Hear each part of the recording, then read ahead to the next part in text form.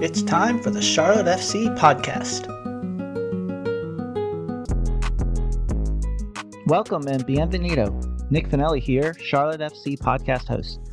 We think it's important for fans to get to know the people behind the scenes in relation to Charlotte FC and soccer in the U.S. Each person we interview has a unique story, challenges, and triumphs that got them where they are today. Understanding and knowing their journey is what this podcast is really all about. Today is no exception. We are fortunate to have Ross Smith, a current Apple TV MLS Season Pass match analyst, who you hear along with Tony Husband each week during the MLS season. I hope you enjoy my conversation with Ross as we talk about his football playing days, being an announcer for the Portland Timbers, and a little thing called No Tippy Tappy.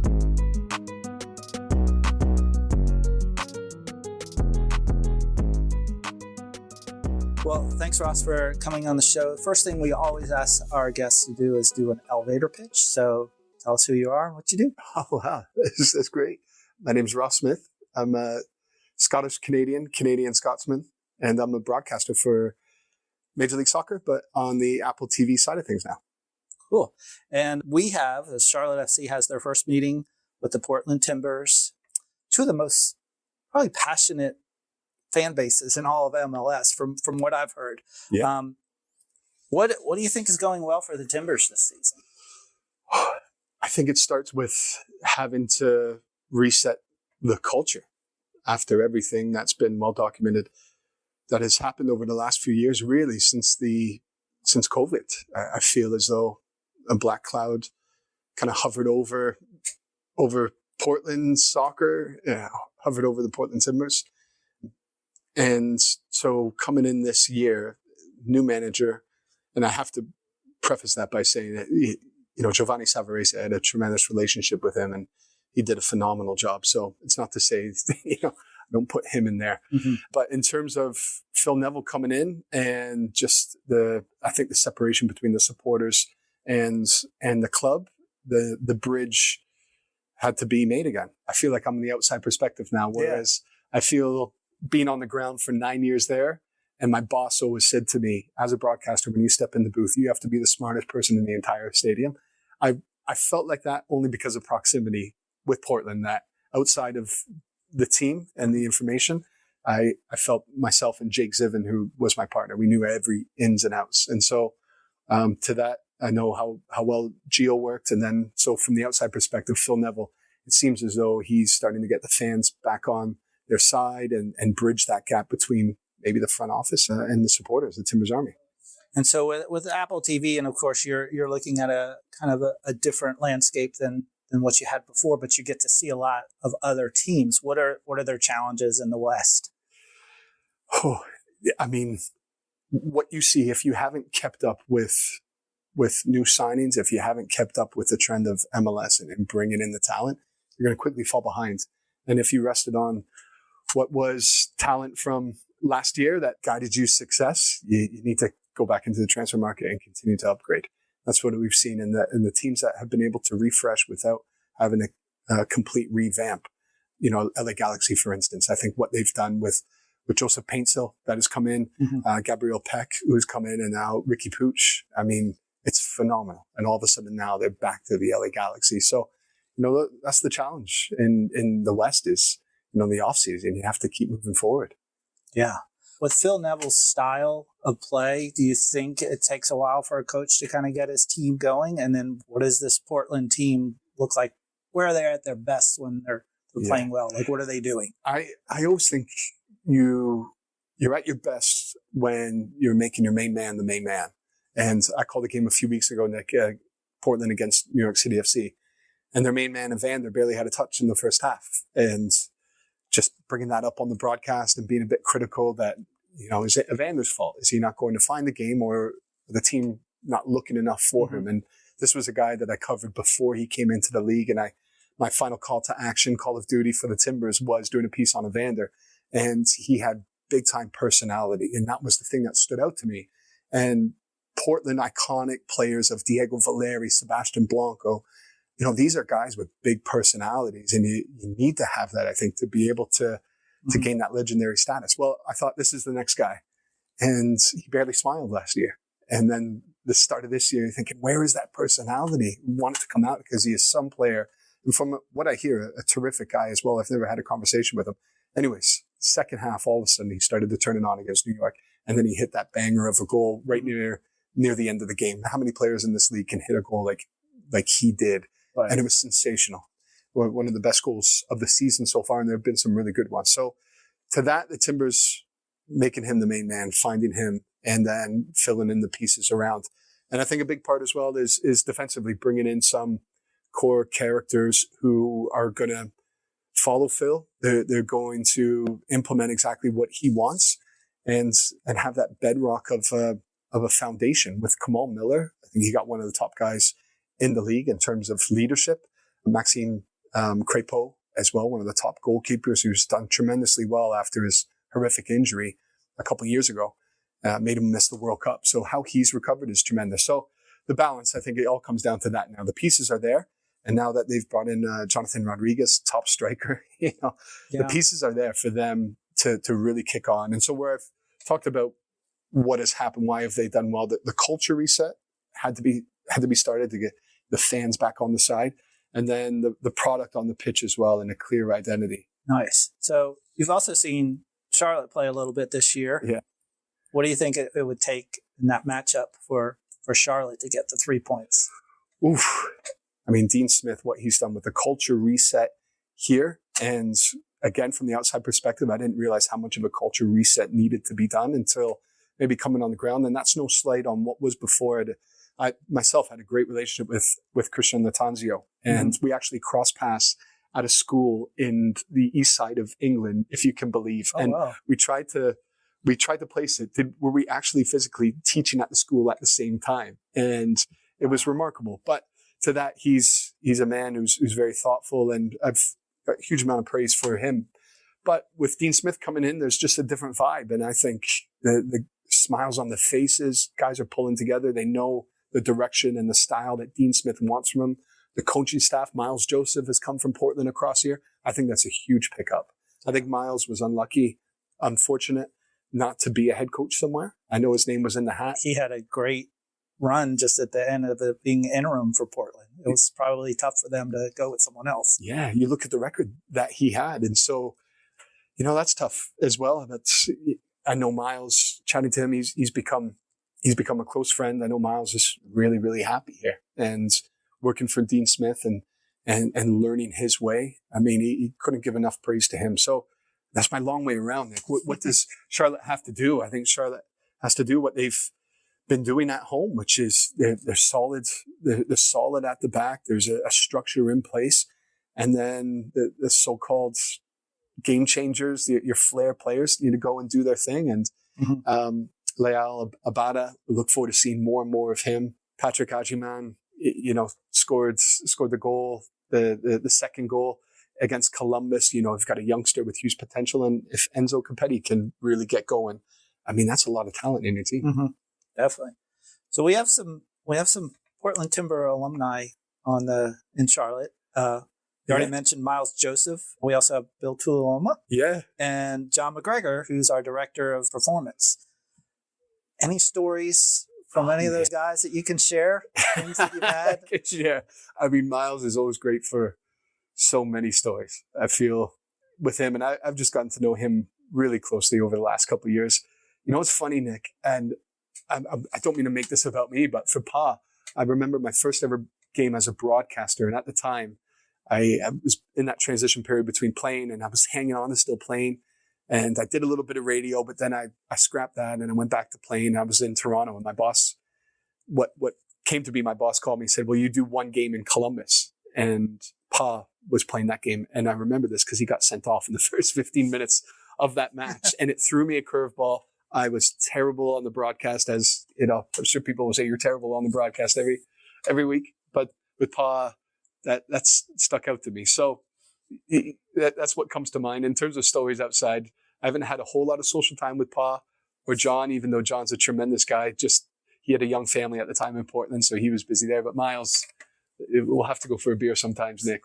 One time with Miles, because he's got so many stories. And we had a day last year in Nashville when I think it was his daughter Julia. she was at a tournament in Nashville, and he came by the house, and it was a whole day just having a few pints, chatting. And he is just so well connected, and you can understand why, because he's a tremendous person. But I think we started having pints at 9:00 in the morning, and it was 3 PM, and we were still going. Yeah. And we hadn't left the house. When you're good friends, I mean, it's hard to kind of, just get away from it and just have that time. So that's cool. Yeah, it's great. And that's the thing about, this position now, whereas before in the Timbers bubble, it was a terrific bubble to be in. Mm-hmm. And I can't emphasize that enough. It was a tremendous opportunity for me. But now I get to meet more people like yourself. Right. Yeah. And I get to see the league from a different angle, where I was very much through the Portland Timbers. And did you travel when you were an analyst for them? Did you travel to away games or couple? We did. And that was, and Merritt Paulson was tremendous with that. He was a big believer. We were one of the few local broadcast teams that actually traveled to all the matches. Mm-hmm. And him, and at the time, CEO Mike Golub, they always wanted that. They never even considered about us doing it remotely.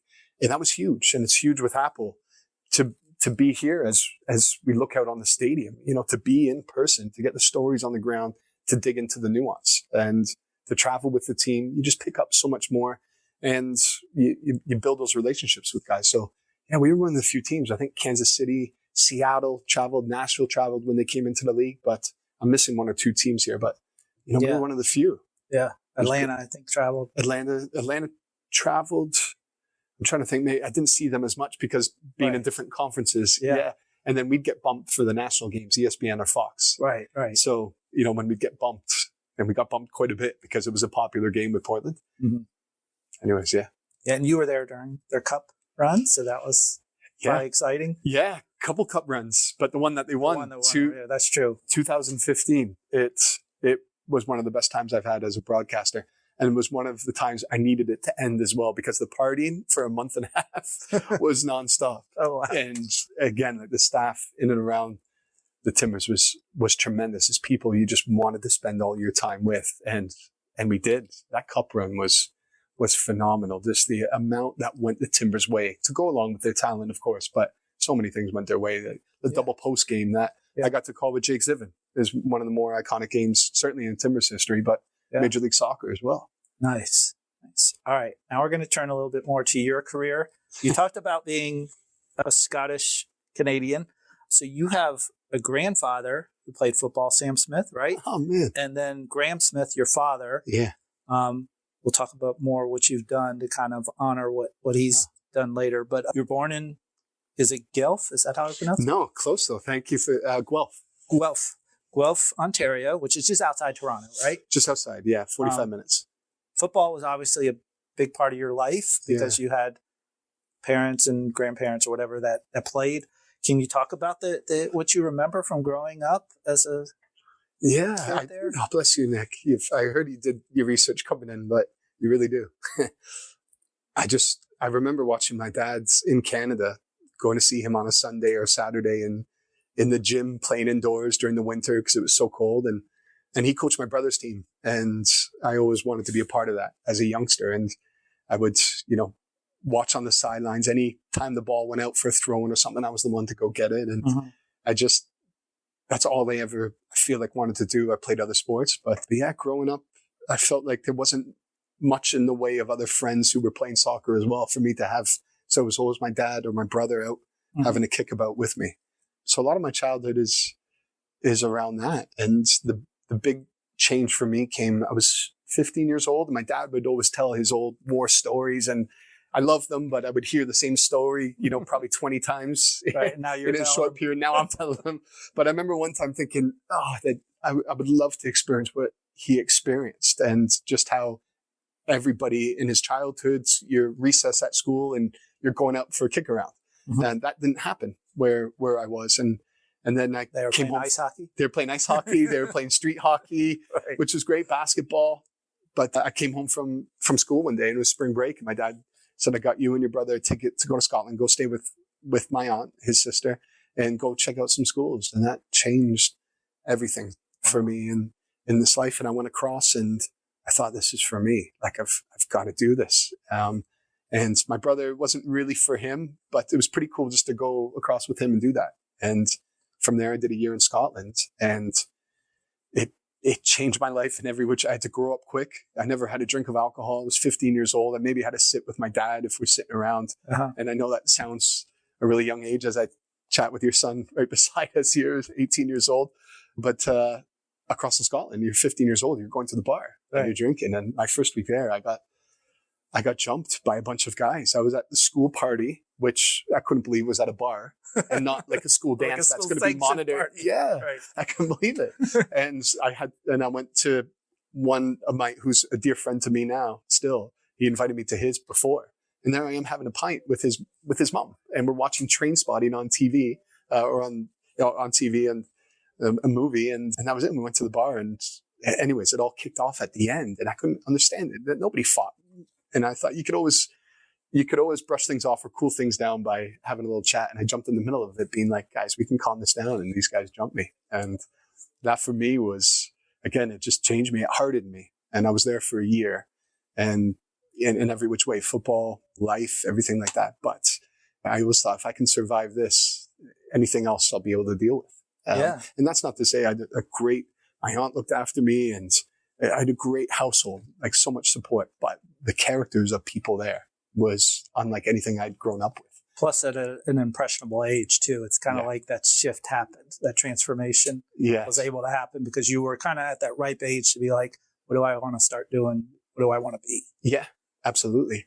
And that I was so dedicated to the soccer, but then all of a sudden, like having a couple of beers was in the equation. And I remember coming home at Christmas and a New Year's party and I partied and I had some drinks with my pals and I went home and it was obvious that I had a few drinks and my dad the next morning got me up and I was a little heavy headed.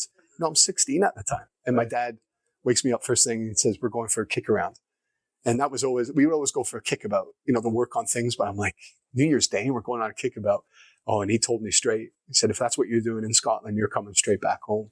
And that for me was like I'm there for a reason. Yeah, I can still have a pint, but I've got to be mature about it. Yeah. And that changed everything. And from there, I came home and I would have a pint with my dad, everything, but it was about finding that balance. And so yeah, my formative years ended up being at 16 years old. Wow. And so then you continued your soccer prowess. You actually went to University of Rhode Island, which also Patrick Agagamon is Rhode Island product. I love it. So you got some connection there, but I think it said you were an all-conference team, first team one time, junior year maybe? That's good of you. I can't remember the few accolades that I had. You think I would remember, but I remember. Tell us what you played first, because everybody probably doesn't know what position you played and kind of what your thing was about soccer that you enjoyed. Yeah, center back. I was a center back, and I'd like to think, like my grandfather that you kindly brought up, and with my grandfather, he was a hard-nosed center back, played for St. Mirren in the Premier League, Scottish Premier League, went off to war, and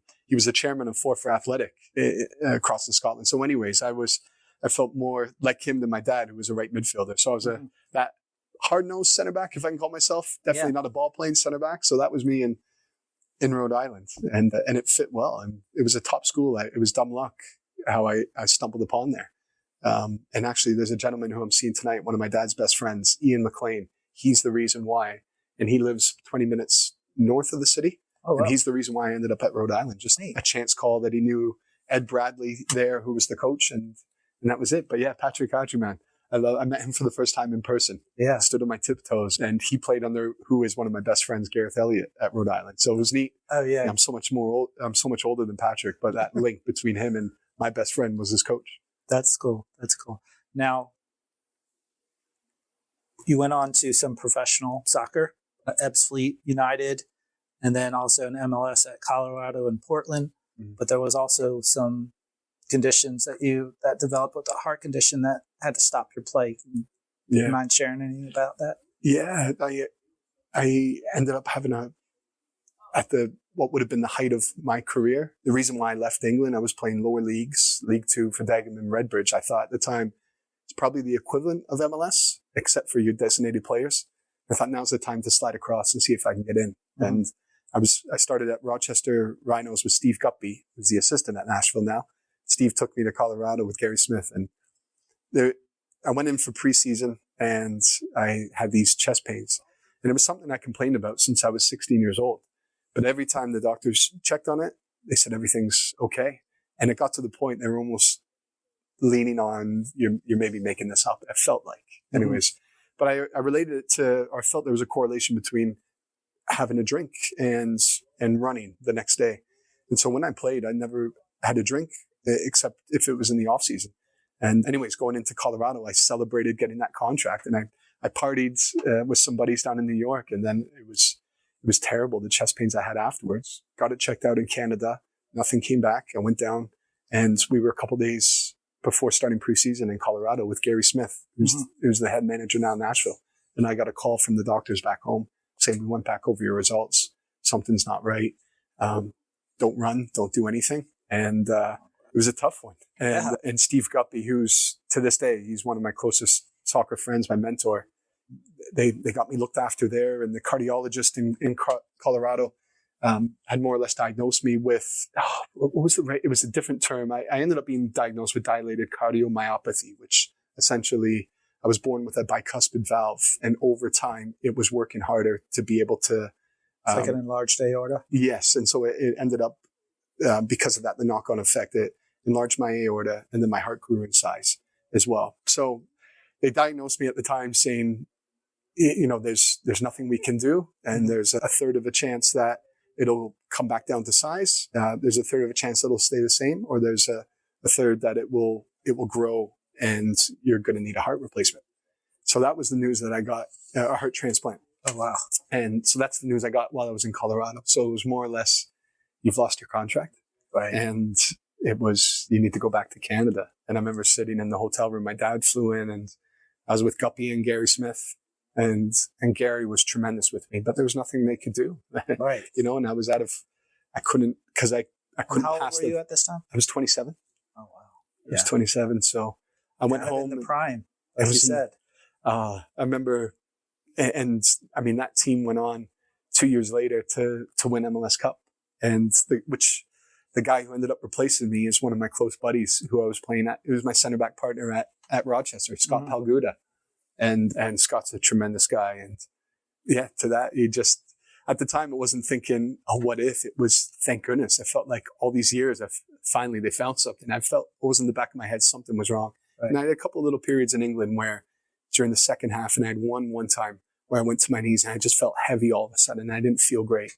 But then, the physio comes out, squirts some water on you and says, keep playing. Right. So anyways, I dodged a bullet, and I ended up going home. I had surgery, and it just so happens that I had surgery by one of the more renowned cardiologists, heart surgeons in the world, who actually has a procedure named after him, Dr. Tyrone David. People fly in, from what I'm told, all over the world to have his procedure. And here was a guy at Toronto General Hospital who performed surgery on me, and I got the top guy. So after that surgery, I thought I was done playing, but after the surgery, he said something to me in recovery saying, I think you'll be able to play again. And so that's amazing. That became my sort of focus from there, is, can I return to playing?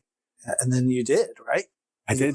You played for, I guess you played for Portland, but you also played in Scotland. I went to Scotland for a quick period afterwards. Once you play in what's called the league across in England, and sorry, this is maybe for the listeners, I just think this is fascinating. Once you play in the league, so Premier League, Championship, League One, League Two, you're considered professional, even though you're still getting paid for leagues below it, but you're considered playing in the league, they call it. So once you play in the league, you become part of the players union, and they look after you the rest of your life. If you need anything, the union is so strong. So MLS, after the doctor said you might be able to play again, they said, look, we're not going to clear you to play. The cardiologist at the time said, we haven't seen anything to what you've had to this point, but there's this cardiologist across in England who's one of the top specialists. Right. If you go across and get approved, then we'll honor that approval back across here. Oh, wow. So I went down that journey, and I went back and I started training in Scotland. And then I went back to my old club, England, and they let me to Ebbsfleet, and they let me train while I was going through. And it took about 2 or 3 months of tests. Oh, and, just so you could get cleared. Just so I could get cleared. And the Ericsson, the Manchester United player who collapsed on the pitch a couple of years ago, the same doctor, Dr. Sharma, I think it was the doctor that I had. Oh, wow. And so when that all came about, I thought, geez, I recognize him. Right. It's like, that's the doctor that looked after my procedure or my evaluation. Yeah. So they cleared me for a year to play. And I played a couple of games at Ebbsfleet, and then Portland Timbers came about, and I got a year. Yeah. And that was a young Portland Timbers when they had just started out a couple of years, right? You were there kind of at the beginning. Yeah, right before the beginning, I guess, as you would say, which is funny because they are 2009, 2011 is like it's kind of the time period that. Yeah, so I was 2010, and then they went into MLS in 2011. So I thought it's a great opportunity for me, hopefully, to get back in to MLS. But yeah, it's funny. I laugh like tongue in cheek because around Portland, when you chat to some fans, sometimes they're like, "Oh, I've been a supporter since day one," and you're like, "Well, when's day one?" They're like 2011, and they became professional, and you kind of think, like, hold on, you have to hold yourself back, thinking, "Well, I was professional, I was getting paid, but then that's just my own ego getting in the way." So, anyways, that was my thought of my way back in, and I didn't know much about Portland at all, and I had a close friend who I played with Rochester, who was with the Portland Timbers, Andrew Greger. He was my roommate. And he said, look, if Portland are calling, you bite their hand off, you go there. It's tremendous. And I couldn't believe it. I couldn't believe the fan base and everything that came with it. I just felt like in a way, this is where I'm meant to be. And then all of a sudden there was reason as to why I had that setback was to take me to Portland. Wow. And then not too much longer there, you're retiring. So you're not playing there much longer. Your career is kind of ending, and then you're into radio and TV. Yeah. How does that happen? It was tough. It was a great year, and it was a tough year. My first game, we actually played against Seattle Sounders in what was, somebody asked me this the other day, and they said, they showed a picture of me holding up the shield, and they were like, what is the shield? And I said, I actually didn't know at the time what it was, but it was a friendly game, and we beat them up at CenturyLink Newman Fields up there. But after that game, I couldn't walk the next day, and I was in so much pain. And I ended up, the long and the short, I ended up having to have back surgery. So I missed about 2 months of the season. And this is where I say this because as much as I didn't want to believe, I still thought afterwards, and I still fought for a contract, and I thought I should have had a contract and go with the team to MLS. That's what made it difficult to step into the broadcast, because I didn't want to let it go yet. I still felt there were little glimpses. I felt like I was at my best, but I wasn't quite back there. And I didn't want to go out without being at my best, at least giving it a shot. But that was it. And they offered me the chance to step into the radio booth and broadcast. And I thought, you know what, if I do that, I can still stay around it. And I still trained. I still played in a couple of reserve games. Darlington Nagby, who was here with Columbus a little bit ago. And, you know, Darlington, his first ever match, I was playing in that match with him on the reserve team. And so they gave me that, but in a way in my mind, it was still to stay around it so I could still play, and hopefully they would bring me back in. But it was a silly thought when I look back now. I mean, were you at all interested in being a commentator, or they just said, oh, we think you'd be good at it? Like, what was the... No, they did ask me. From my understanding, there was, I guess there was a disagreement between perhaps Merritt Paulson and with Gavin. You know, and John Spencer, who came in.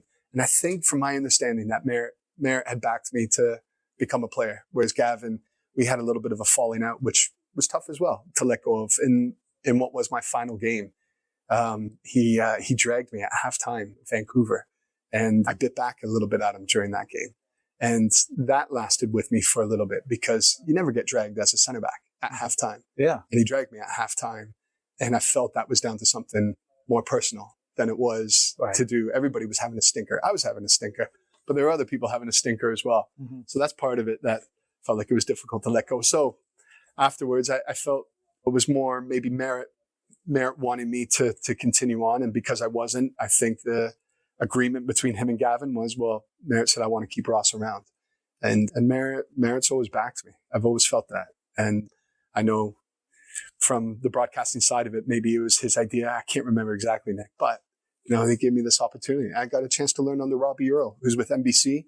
And for me, he's the best commentator in North America. And of course, I know he's British, Jamaican British, but for me, he's the best broadcaster on NBC as a whole. And I got to learn from him. And so while it was still in the back of my mind to play, I was able to take on board this tremendous soccer broadcasting talent. Now, was there any question of any other thing that you would do at your life besides soccer? It's funny, Nick. I think now that I look at my 2.5-year-old and I think, well, what else? Like, what else is there to to get into other interests. And I love the production side of it. As we were chatting with Eli, your son, just about it as well. I love that. Would that go into another area?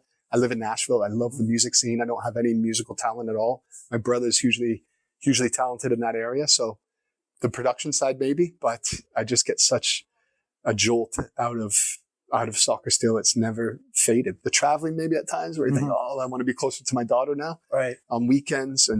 But the production side, I love the production. Now I get to be around these talented producers, directors. So something like that. I'll have to link up with Eli sometime. So how did you get the call to be a part of Apple? Because I know there was the big, announcing all these announcers. And then this year, it's like, who made the cut? And it wasn't as big a deal, but it was also like, wait, some people are not back. Yeah. So, and you get to work with Tony again. It's awesome. So can you share a little bit about how that happened, how you got to work for Apple? And yeah, I give so much credit to Matt Smith, who was my boss in Portland. And that final year of it being the local broadcast, I was living in Nashville. My wife works on the PR team for Nashville SC, and the traveling, and we had the youngster, our little one, and I thought, I just can't do it anymore. And my boss said, stick with it, stay with it, because as soon as your name is no longer out there, your name won't be in the hat at the end of the year. So they gave me, I think, 10 games to do that year. Liam Ridgewell had come in, and Ridgie's become a really good buddy of mine, who's assistant now at Portland. So that was it. It came to the end of the year, and I put my name in the hat. And to be honest, if it doesn't happen, I can move on. There'll be other interests that I'll look to get into still with soccer. But when I got that call, it was, oh my goodness, this is pretty amazing. I always remember when Robbie Rowe was doing the TV with Portland, I thought, that must be the most amazing life, to travel around, meet soccer people, and talk about soccer. Yeah. And then it came. And then I think naturally in life, we're wired to, okay, then what's next? What's more? Right. And for me, this was what's next? What's more? I was ready for stepping out of, again, the Timbers bubble and seeing the league from a different angle. And when I found out that I would be continuing on the broadcast side, and then with Tony, like you said, Tony lived in Nashville. Tony worked for Nashville SC, was close with my wife. So I knew Tony really well. So it was perfect. I just feel so fortunate having worked with Jake Sivan. I don't know if you've met him yet, Nick. I'm not. But Jake is, I can't say enough. He's like family to me, and hugely talented as well. So I've gone from working with John Strong, Keith Blyer, who I don't know if you know, Keith's still calling games, but fantastic mentor. And then Jake Sivan and Tony Husband. And it's great. Yeah. And then, of course, working with someone for over 2 years now, you probably know each other really well as far as when to come in and when not, because that's always the thing when you have somebody that's doing commentating versus someone who's analyzing. Yeah. I remember John Champion. I don't know if you've had the chance to meet John. And John for me is, there with Robbie Earl when I think of broadcasters. But I asked John, what would you say to a young broadcaster? And I used to listen to John growing up with the Premier League. And John's voice was the voice that I would tune into on a Saturday. And John said, you're not the star. And I love that. And I say that because Tony has that attitude as well. And I like to think myself as well. We step into the broadcast booth and our first thought is, it's not about us. It's about everything else. Mm-hmm. And so that helps, especially with the grind of a season and games that Tony never puts himself first. He puts the game and he does his work and then just lets everything take care of itself. Yeah. Well, that's cool. I mean, that's a lot of times, especially they used to just call them color commentaries. That's what you're doing. You're providing the color that somebody can't see or notice. Yeah. That you, with your expertise, notice like, hey, look for this. This is an important thing. And then it kind of helps teach people, but then it also paints a picture that we're not thinking when, casual person's watching. Yeah. And that to tell the why is what I still try to head towards every single broadcast, to tell the why every broadcast. Yeah. And it takes a team. We've got a great producer this weekend, Buck, and Buck loves and lives and breathes the game. And you can tell that when I can get in his ear saying, hey, Buck, did you see that? And he'll say, yeah, I saw that. Let me get that on the replay. Whereas what I'm learning, maybe a producer who hasn't made soccer the number one focus, you're having to explain it. And then maybe by that time, you've kind of lost the moment. Maybe that's down to me not explaining that moment quick enough to the producer. But a guy like Buck, he just knows it right away. Right. And so I'm able to tell that why a lot easier when you're able to link up with somebody that you're in sync with. So when you're talking with him, like Tony's talking, do you have like a little switch that you're like, here, I'm talking to producer versus, and so you just flip back and forth if you need to? Yeah, you have a talk back button and a cough button. So a talk back button takes you to the truck, a cough, so I'm not coughing in the producer's ear. Yeah. So yeah, the talk back button, and again, the crew that I got to work with in Portland, Root Sports, our director, Pat Brown, and producer, Pike Parker and John Bradford. I mean, I was with some of the best, and that was my first job. Mm-hmm. And I didn't realize it at the time until John Strong, I always remember John telling me, he said, appreciate what you have, because you've come into the game and you've come right to the golden standard. Yeah. And those guys definitely are. So I felt like when I came across the Apple, and I remember messaging the guys that day one, and I worked with tremendous people, but I sat in that seat not feeling intimidated, because I thought everything I'm doing, they prepared me for. I was with the top guys, and they were hard on me, but they were honest with me, and they cared about me, and they really pushed me forward. I was cool. Tremendously grateful.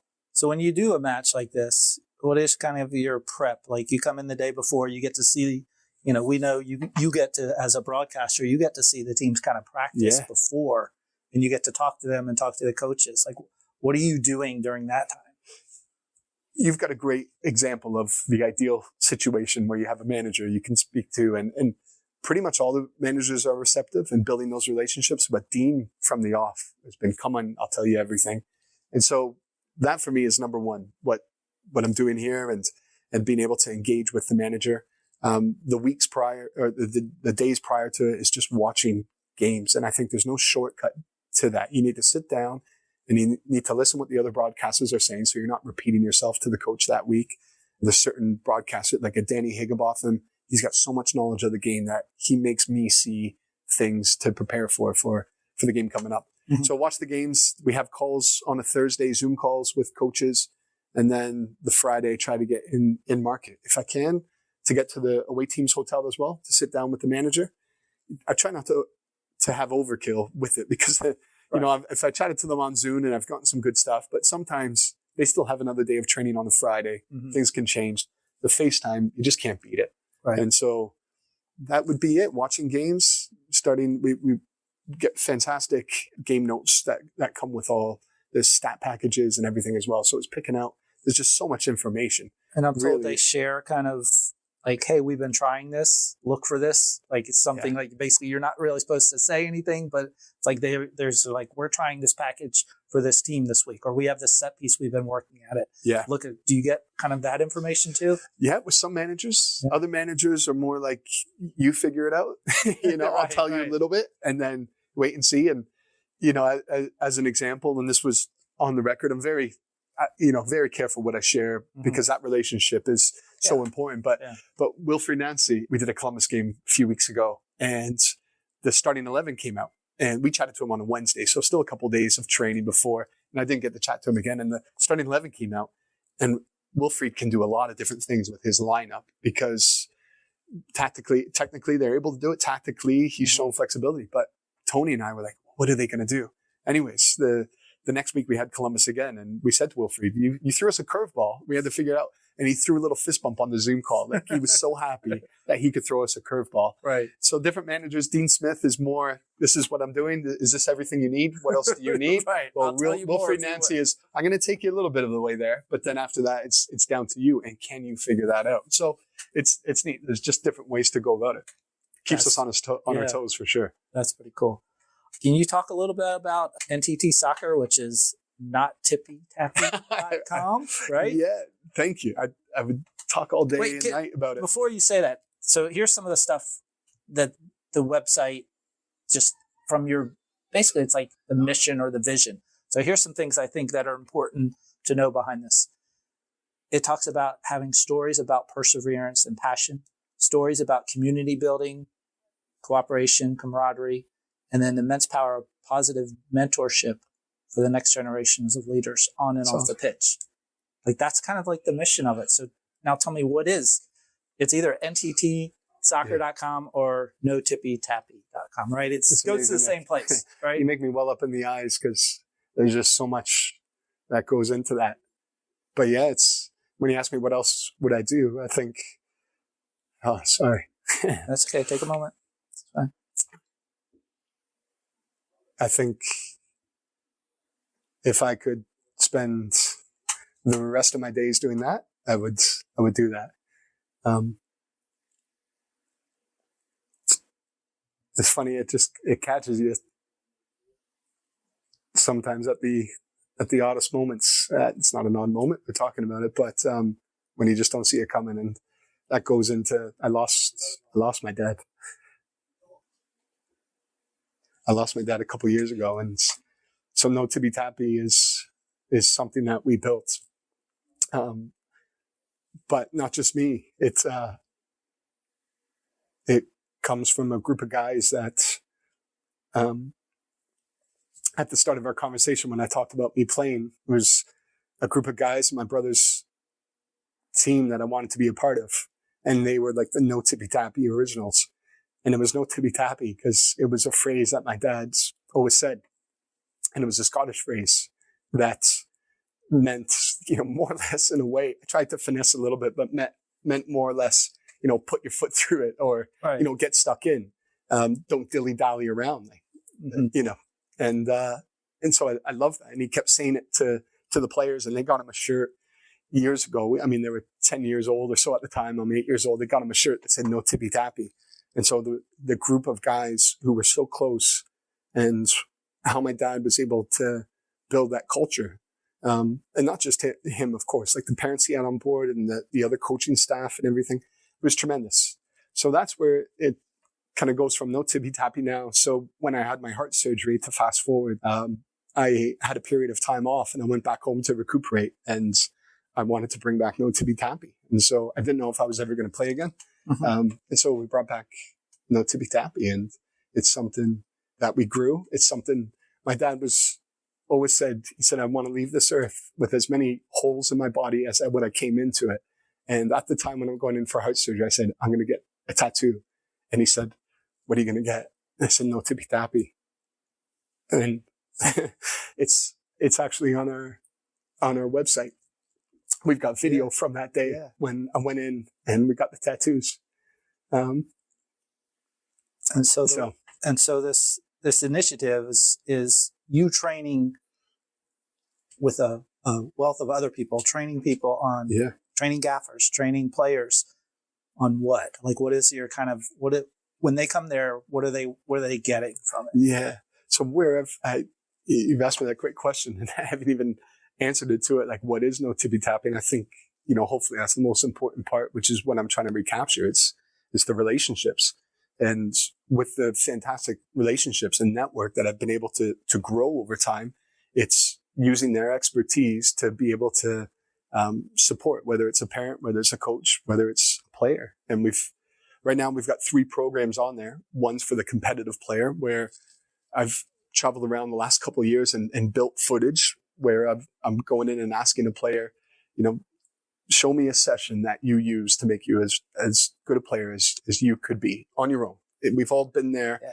And so it goes from there. And if the player is a former player, can't do it anymore physically, then we'll get another top, like up and coming player to jump in and do the session. If they're able to do it, then we go down that line. And there's been a cut like Jack Jewsbury, who was longtime captain for Portland Timbers, Simone Charlie, who plays for Orlando Pride, Steve Guppy, assistant at Nashville SC, played for Leicester City, Celtic. I'm completely humbled by the fact that these personalities are willing to do it and being able to share their knowledge. And I'll jump in and do some sessions, but I very much want it to be, it's not just my ideas. We have this whole catalog of ideas from different people of different backgrounds that see the game differently, but we have the common thread of how we feel the game should be approached from a personality side of things, or how you should carry yourself. Right. How to be a professional at the gaffer level, at the player level, at the, teammate level. Yes, all that. And so that's where I'm trying to capture what my dad captured with No Tippy Tappy. It ended up being more about a phrase of how you carry yourself in life. And you are, the mantra that we go by is you go hard and with heart, and everything else will take care of it. And so that's where this program, I've been wanting to get it up and going for the obvious reasons. You have me choked up here, but it's something that is near and dear to my heart. And, I feel like in a way that's the gaffer, as I call him, was my dad. That, I can be a part of it with them still. We'll shift gears here a little bit. What has been the hardest part about this current role you're in as far as working with Apple TV, MLS Season Pass? That's a great question. Digging into the nuance, for sure, is making sure that when the referee blows his or her whistle, that I haven't missed anything. That goes into pronunciations of players' names, making sure that you're getting that right, all the way down to players' tendencies, little nuances in their games. And so once the game finishes, so for this weekend, once this game finishes, it's a quick turnaround to, okay, I've got 2 new teams now that I have to follow. And we're having it where we're maybe going back to back with teams, which helps so much. So I had Columbus a couple weeks in a row. Mm-hmm. So right away you feel like, okay, I can move the narrative on. Whereas some weeks you have complete new set of teams coming in. Yeah. So that all of a sudden on Sunday, you're getting a message from a different producer saying, okay, what are the storylines? Right. You have to be ready to go. Yeah. So that for me is just flipping the page week to week and making sure you've got 7 days to get back into the broadcast booth to know the ins and outs of everything. So your quick turnaround is, so Saturday, are you already working on the next match? Or you kind of still hold on to the match you're going to be calling? Yeah, Saturday, as soon as the game finishes, it's a couple pints with Tony. And then on the flight home, we've downloaded, Apple have provided us with the platform to be able to download the matches. So we're watching on our flight. So then by the time, at least, you're watching 45 minutes or so before you land, to be able to then start to shift gears. Next producer, we're like, all right, this is what we're going with here. Yeah.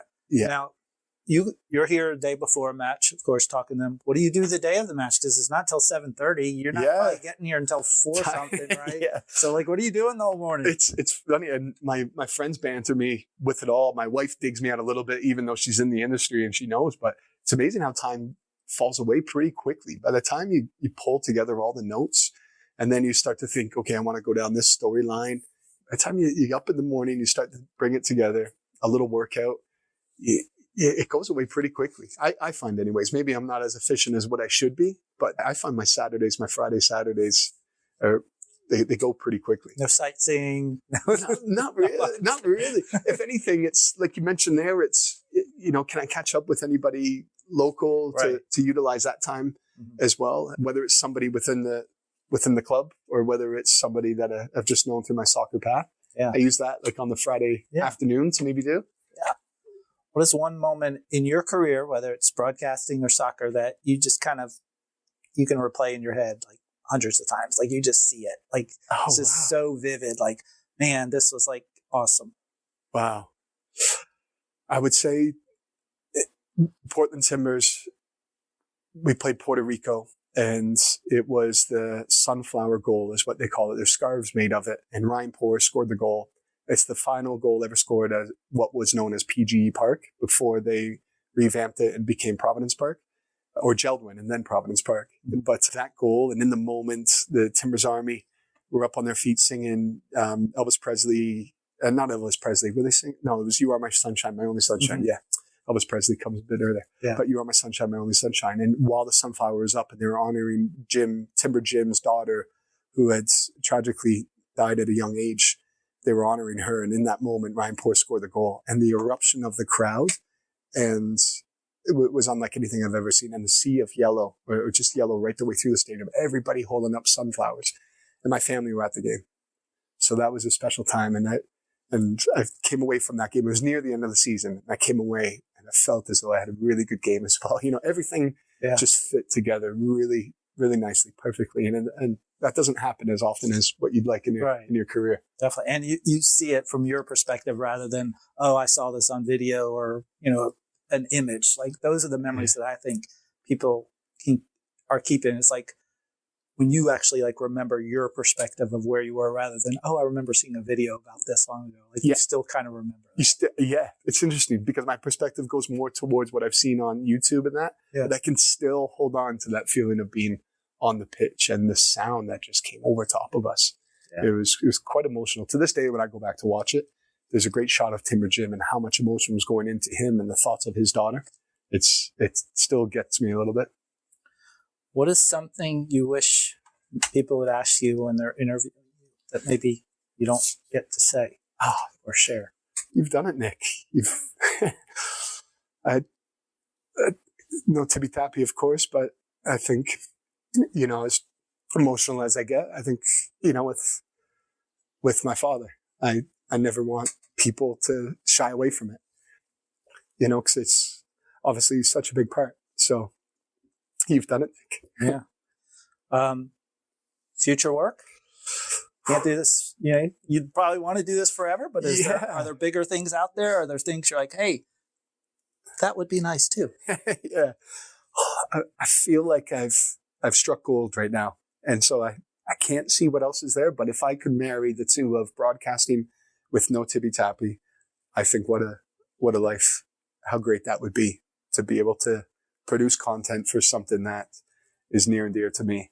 But then the feeling of when you get a good game, and I mean, look what we're looking out on right now as well, to step into the booth and feel that energy. I mean, there's nothing quite like it. And it takes me a couple of days to come down from a good game. And it's interesting because Portland Timbers I obviously had an attachment with, but coming in on a Friday now, I've developed an attachment for Dean Smith, for other managers. I want the managers in the matches coming up, I want them both to do well. It's tough. Yeah. So either manager does well, you've got a little energy boost because you've learned about their story. Yeah. And that's what it is, that relationship. It's like you start to have a better appreciation, understanding. I used to be a teacher, and whenever I met the kids I was teaching, whenever I met their parents, oh my gosh, it just changed the whole way I understood and felt and cheered on that kid, because now I understood more about where they were coming from and those things. And it just helped me have more empathy and understanding of anything that was going on with them and kind of be more in tune with them. Yeah. I'm sure you probably feel that when you're talking to the coaches, is like, I'm more in tune for what they're doing and how they're shaping things. Yeah, absolutely. So that's interesting. Perspective. Cool. You can understand that when you meet the families and you realize there's more of a person here, right? Rather than just the name on the back of their jersey. Right.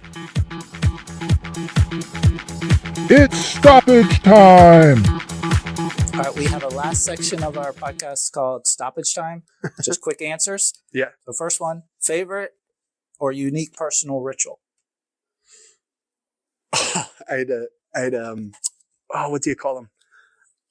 I had a little bear. What are they called again? They were big. It was a big.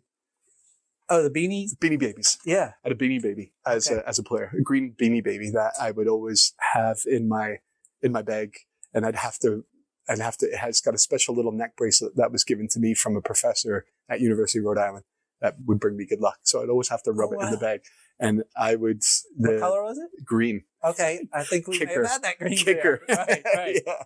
I can't believe that. But if anybody saw that, to have that. Oh, really? No, I'm saying your child. Oh, my child. Yeah, yes, I do. I still have it. But to that, if anybody saw that in the locker room, and there's no forgiveness for any little bit of weakness or softness or whatever at times, and I would get crushed by guys if they ever saw me reaching in. Like, what are you doing there? So that was my big superstition. Yeah, there's a player in Charlotte FC that always takes his kids' stuffed animals with them or something. Like, as you see him going on the plane, it's like really out and big and stuff like that. Westwood does that. Does he? Yeah. Takes a big stuffed animal. He's always seen with it. It's something from his kids. I know that. They're like, here, take this. Oh my gosh, that's great. Favorite unplugged activity? Unplugged activity? What would that be? Like what? No media, no. Whoa. Just away from all technology. Oh, wow. I'm trying to think of the last time that I completely switched off. The house that I lived in Scotland growing up, I loved that, going to the river and out in the farm, completely different from the life that I have now. So that takes me back to Balbrogie Farm is the place. So. But it's been a long time since I switched off, Nick. You're making me realize you need to go back there. I do. If you ever have an off season. Yes. You don't really have one in MLS. Yeah. All right. Go-to snack if you're watching a game. I know while working, you're not going to be having a pint. By the way, what would you drink if you were having a pint? If I was having a pint, what would you I love a Blue Moon. Blue Moon. I love a Blue Moon. I like that. Do you? Yeah. So what kind of snack would you have if you're watching? I'm a big potato chip guy. Yeah. In particular? Sour cream and onion. Okay. I'd be big into. Yeah. What is yours? I like barbecue. Yeah. Chips. Yeah. But as far as like a snack, I kind of like carrots and celery. Do you? Yeah, that's great. I enjoy that. All right. What design impresses you more, interior or exterior? And I always have to explain a little bit more about this. I'm not looking for like necessarily architecture, but just kind of the way like you think about things, because design is in everything. Design is in this table. Design is on the field. Design is buildings, but it's also like intricate stuff. So are you basically impressed by what's on the inside or what's on the outside? Yeah. That's great. On the inside. Yeah. I would say on the inside. Now, we bought our first house a couple of years ago. I've waited this long to dip into the market, but yeah, I feel the attractiveness, and now my life is more about going around to friends' houses and socializing that way rather than out to bars or nightclubs and things like that, of course. Yeah. So yeah, that would be of interest. Do you find starting a project or finishing one more gratifying? I'm thinking about the work I'm doing right now with editing and finishing the project. Yeah. When you have something to put in front of other people, and the buzz that you have, the excitement is such an adrenaline rush. Now, do you do a lot of editing for NTT? I do. That's the production side coming out. That's the production side. To do it. Yeah. Yeah, I love it. I'm fortunate. I've got a great videographer who helps out when I'm in a pinch, and he does editing as well. This guy, Trevor, who's back in Nashville. But I love it. I love the feel of it. I need to get better at it. But yeah, I love being able to, when you combine with the music and put it out there, and if it can generate an emotion, it's a lot of fun. Yeah, that's really tight. All right. What recharges you? A night's sleep. If I can get that with my little 2.5-year-old. I think being around friends, I think my wife always says that I'm more the extrovert, where I come to life when I'm around others. And so I'm around friends and family and doing some sort of activity with it. If it could be something competitive, there's nothing better. A Sunday fun day with friends where there's something on the line as well, where you're competing at, whether it's spike ball, whether it's little games, cornhole. I love all that. Cool. Yeah. All right, last question. If you played in today's MLS, what position would you want to play, and what type of player would you resemble on the current MLS scene? Oh, wow. Because you've already played. Most people I ask this, they haven't played in MLS, but you've already played, so I can't say, what would you play and whatever. So you've already done it. So like in today's, MLS, what would be that? I always wanted to be the striker. And I hear this debate, and I heard it on the Gary Neville podcast about the toughest position to play. And Gary Neville was arguing, a right back, he was arguing that striker was the most difficult. I argue it's center back, because you have to have a perfect game. And I know I'm biased because being a center back. So I put it as, I would love to be a striker. I'd love to be Patrick Agyemang, take your one chance. And not that he's been playing really well, but you take your one chance and all of a sudden you're the hero. Right. Because I just felt like going into a game as a center back, the whole day I would think, I hope I don't screw up. And as a striker, and friends who I've lived with who are attacking players, their whole day was thinking, I hope I get one chance. And so they're thinking positive all day long. I'm thinking negative all day long. Right. Or they're trying to prevent the negative all day long. So I would go back and I'd be a striker. But as a center back, I would say more like a Tim Parker. I see myself as that, just run through a brick wall. And Tim's good with his feet. Yeah. I didn't really have that part of my game, but running through a brick wall, that's where I love a center back and a manager who still sees value in that sort of old school style. Yeah. Well, thanks, Ross. Thank you, Nick. Oh, man. Thank you very much. Ross was such a pleasure to chat with. I wish Ross only the best and continued success. As we talked about, as one gets to know the announcers on MLS Season Pass and just other media that work around soccer, I can't help but want to listen to their matches or read their articles or listen to their shows, no matter what team they are calling, because I feel like I know them, understand their perspective, and want to support people who are just out there trying to do their best. This connection is priceless, and it's what makes us appreciate and cheer for those that we have gotten to know. Well, that's it for this episode. Thank you for listening to the Charlotte FC podcast. Don't forget to follow or subscribe to our podcast and follow us on X, Instagram, and YouTube at CLTFC Podcast. Enjoy your day.